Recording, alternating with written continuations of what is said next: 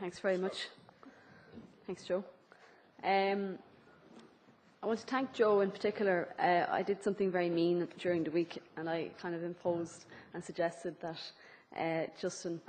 Professor Justin O'Brien will come and speak, and I think he's got some very, very interesting things to say. So I'd like to take this opportunity to thank Joe personally for being so indulgent, because I really want to hear what Justin has to say. So thank you for being so generous in reorganising the schedule at such a short notice. So two things have struck me in Ireland in the last couple of weeks. The first one was I was looking when I bought the Irish Times at the weekend, and I went to the non-fiction section, the best reading, the books that were the most sold in Ireland this week, and the most sold book in Ireland last week was a book called 50 Shades of Grey.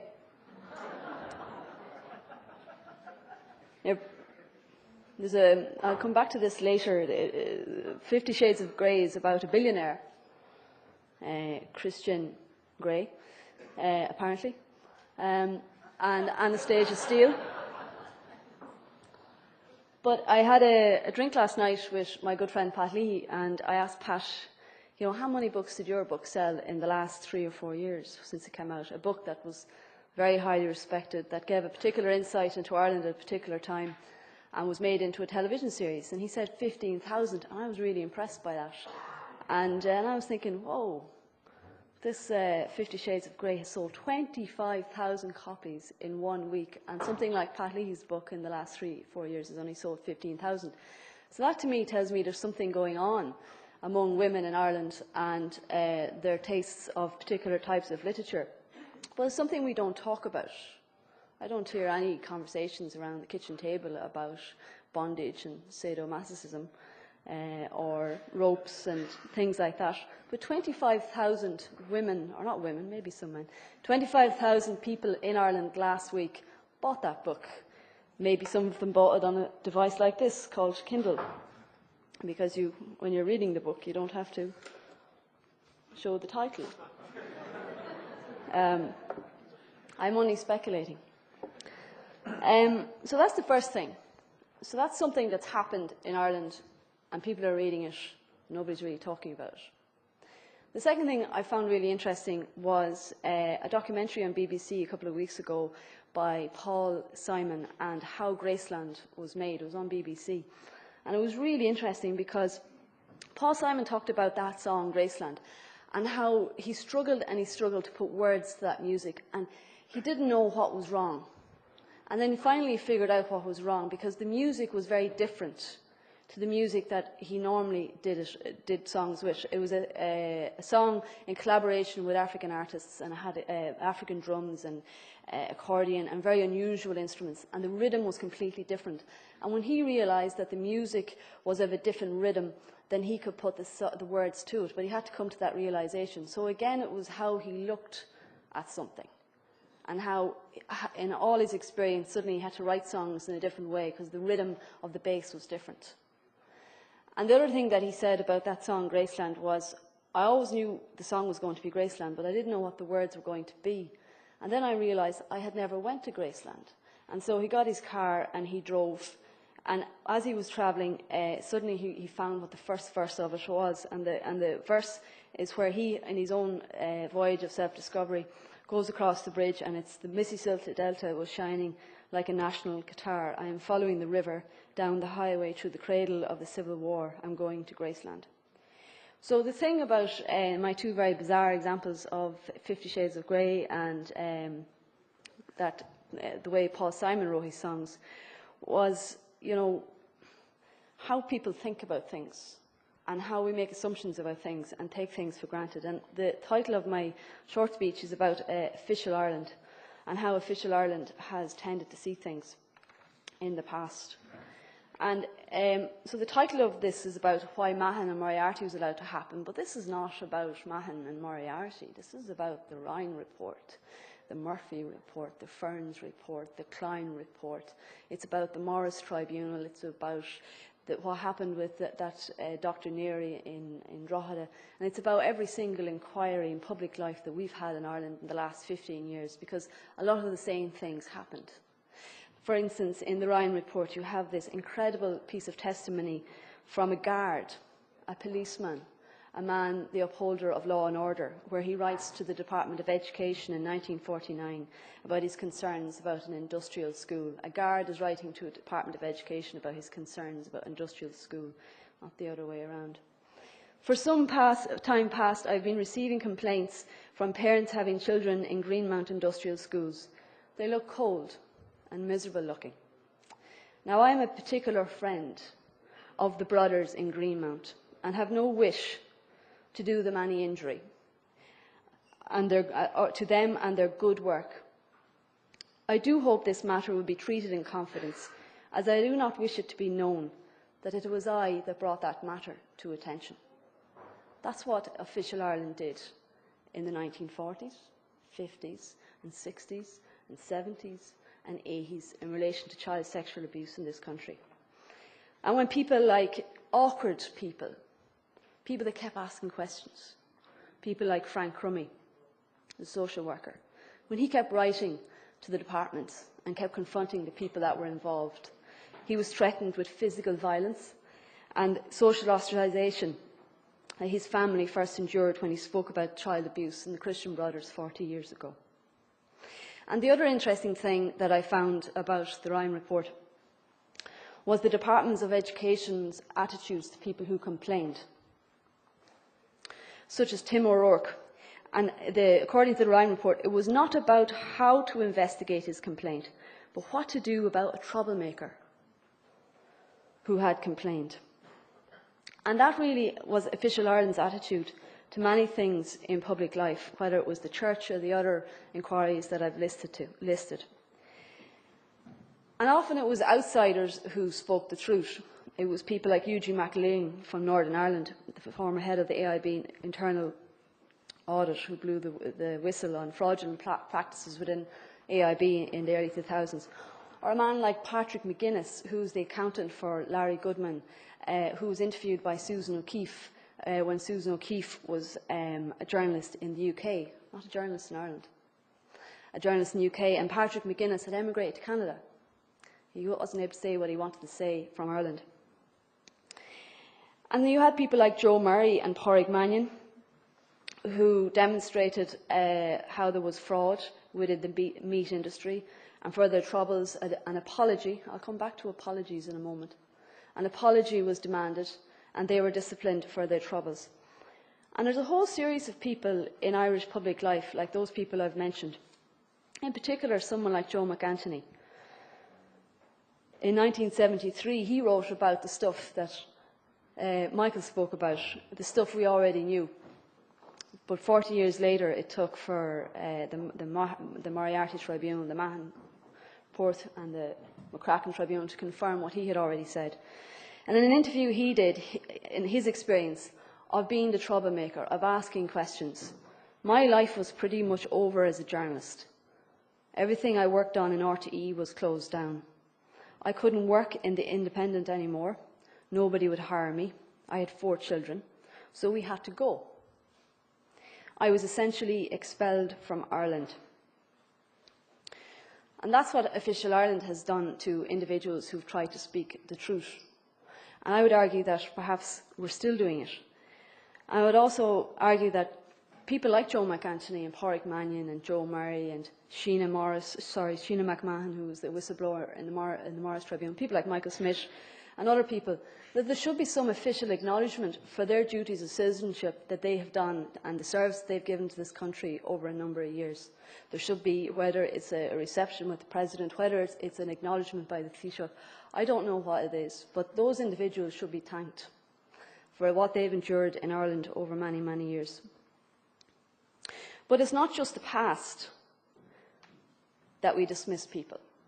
And it's not just the past where we have attitudes towards things that we form together, and that wonderful word that's come up quite regularly in Ireland in the last while. I just have 3 or 4 minutes left.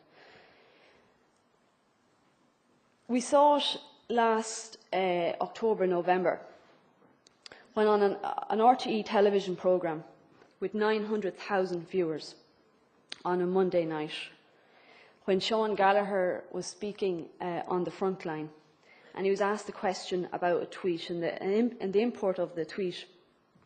He was asked about a claim about fundraising he was engaged in. And the reaction by many people in October, November last year was, well, it was the way he used the word envelope. It was the way he reacted. It was his fault. It wasn't the process or the context of what happened in that incident. And then, you know, another incident happened, the Father Reynolds incident, and then people were kind of going, well, hang on a second, you know, maybe there's a little bit more to this. We're about, you know, that election was on a Thursday. The media ban came in on the Tuesday, the Wednesday. At that point, according to the polls, Sean Gallagher was 13% ahead in the polls. Now, irregardless of who got elected, it's not about the individuals concerned, but we were electing the first head of our state, and I would argue that a very large degree of people changed their mind because of what happened in that programme that night. And essentially what Sean Gallagher was asked was the truth about a claim of unorthodox fundraising, and the person who asked him that question was a man who was a convicted fuel smuggler, and a man who had also been found subsequent to the election to have been given €3,000 by Martin McGuinness for fuel during the campaign. The Broadcasting Authority of Ireland upheld the complaint by Sean Gallagher on two accounts: the tweet to the RTE Frontline and the incident on Today FM, Today with Pat Kenny the next day. And it said it was unfair to the complainant and was indicative of a lack of objectivity and of impartiality towards the candidate on the part of the presenter of that programme. And then there was an apology by the Director General. But somehow there's still this attitude out there that it was the way he reacted, it was his fault. And so the second incident, I would say, in recent times, that our attitudes as a nation about what is the right way to think and certain incidents that we have, is one that I write quite a lot about, and that's in relation to the Irish Independent. I'll just look up something. Anastasia Gray had the bounds around her. He told her to kneel. Sorry, it's the wrong... the wrong billionaire I'm talking about here. Anne Harris wrote an article in the Sunday Independent a month ago titled "Anne Harris, O'Brien, the real issue is press freedom." These were her first paragraphs. Earlier last week, I had my first conversation with James Osborne, the former chairperson of Independent News and Media, who was voted out in an O'Brien-led boardroom bloodbath at the AGM. In the course of that conversation, he informed me that in April of this year, Denis O'Brien, the major shareholder in INM, had called him to get him to pull an article in this newspaper. The article related to Denis O'Brien's borrowings from Anglo-Irish Bank. A spokesperson for Denis O'Brien yesterday denied that this took place. Osborne said he talked him down, telling him he was behaving like a spoiled teenager. The article was published under the heading "Anglo-Irish's top 13 buccaneer borrowers." It was fair to Denis O'Brien, making clear that he was one of those paying the bank back. O'Brien knew about it because we had contacted him for comment. This is the man who controls the largest media group in this country. This issue is no longer one of media ownership. This issue is of the freedom of the press. That was an editor of the best-selling newspaper alleging media interference by the owner of that newspaper. Not a single other newspaper or other media outlet picked up on that story, because Anne Harris wrote it and because it was in the Sunday Independent, and because Official Ireland has decided that this is an internal boardroom battle with the Sunday Independent, and, you know, that's just how things are, and sure, that's the Sunday Independent. And I would argue that just in the past, how we have dismissed certain views and attitudes towards things, we're still doing it. And we're still treating people who have things to say with the disrespect that they don't deserve. So I just want to let you know what media freedom and what it means. This is quotes from the libel letter that Denis O'Brien sent to me last year. It was widely reported at the time, so I don't think I'm breaching any confidence. I remember getting it. It was in the Political Science Association of Ireland annual conference in the Royal Irish Academy, and I got it on my mobile phone. And the word was forwarded to me by someone within an independent group, and the title of the email was "Remember to Breed." And I remember getting it, and as it happened, Phil Hogan was the guest speaker of the event. And I remember putting my hand over my mouth at different parts when I was reading the 6-page letter from him, thinking, I owe 3,000 euro. Does he have 3 billion or is it 4 billion? And these letters have been sent in the last 10 years by the largest media owner of this state to 17 different journalists, according to the National Union of Journalists in Ireland. And the purpose of letters like this is to stop you writing. It's to create a doubt about what you're saying. And it's a very subtle way of stopping you write, which I haven't done. Dear Sir, we act for Denis O'Brien. We refer to the edition of the Sunday Independent published on Sunday, 16th of October 2011. The article written by Elaine Byrne, which appears on page 14 under the following headline, "So who's afraid of Denis O'Brien? Enda Kenny is." The article is characterised by an appalling lack of objectivity. This is demonstrated in Miss Byrne's repeated references to the Moriarty Tribunal report in support of her criticisms of our client, her sneering and sarcastic description of him as a patriot. Didn't know it was against the law to be sneering. In reference to his attendance at official Fine Gael fundraising events, ignores the reality of the matter, which is that all the bidders of the GSM licence attended the same Fine Gael fundraisers as our client did on the part of the broader ESAT Digifone consortium. There's nothing unique or clandestine about that, and the deliberate attempt to create the impression that there was is a disgrace.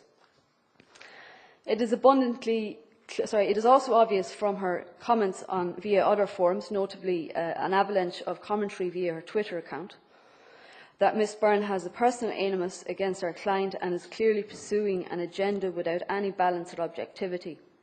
Her snide and uninformed comments in relation to our client's tax affairs are further evidence of this. Taken in its entirety, Ms Byrne's article is truly an objectionable piece of journalism, strewn with factual inaccuracies and devoid of any balance or objectivity. We hereby call upon you to publish, in a prominent position, a full retraction, an apology, in the next edition of the Sunday Independent, and let us have your proposals to address this grave wrong in the terms to be agreed with this office. There was no apology, and there was no retraction.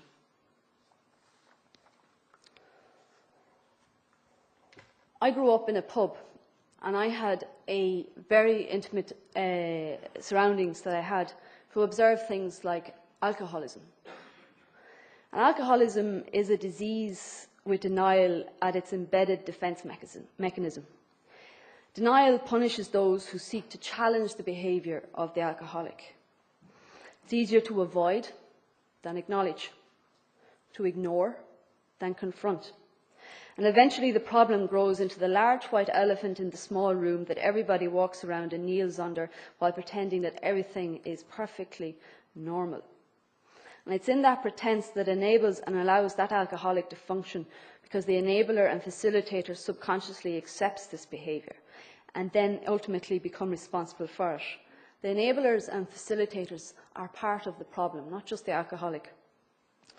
The refusal to recognise the fundamental difference between right and wrong poisons all those who come into contact with the alcoholic, and excuses are made for the behaviour in order to protect a reputation.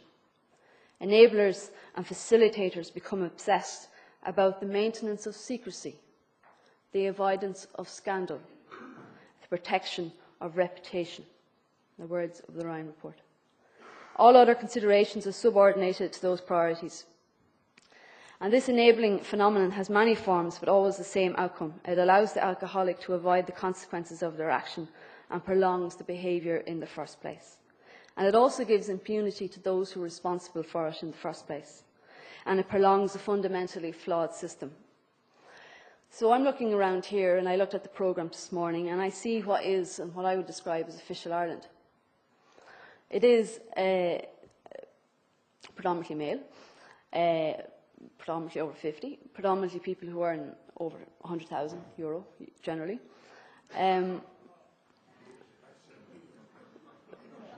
Not in my case. Probably making too many generalisations there. But it is people that think in a particular way and isn't always challenged about different ways of looking at things, you know. And I think that it would be very helpful, and I'm finishing now, to have a space for very different voices as well, and to have a space for people who absolutely challenge and we disagree, and to have the voices like Michael Smith, who 10 or 20 years ago were being continuously dismissed, have the voices like I mentioned about the whistleblowers who did whistleblow all those years ago, and to hear those experiences as well. So thank you very much.